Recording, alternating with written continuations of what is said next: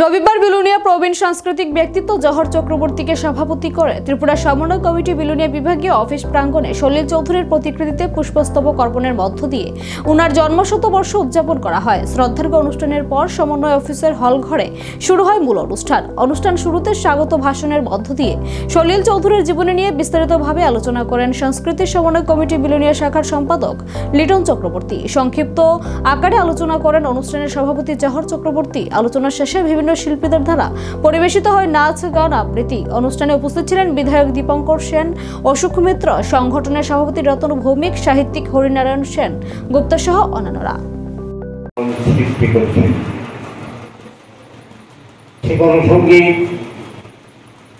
জীবনের গান, মানুষের গান, বাঁচার গান, সেই গণসঙ্গীতের স্রষ্টা পশ্চিমবাংলাতে সলিল চৌধুরীর হাত ধরে ওনার জন্ম শতবর্ষ 1925 সালে 19 নভেম্বর উনি জন্মগ্রহণ করেন। আর 1995 ইংরেজি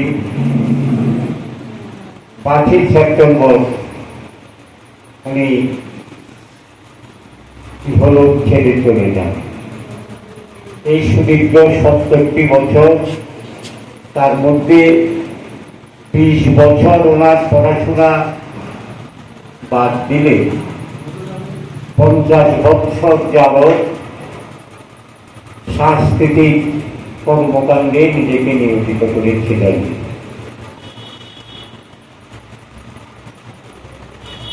ইন্ডিয়ান পিপলস ওইটাকে বলা হতো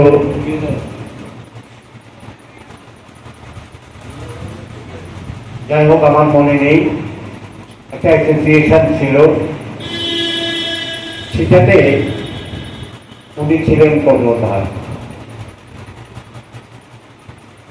আর যে সুকান্ত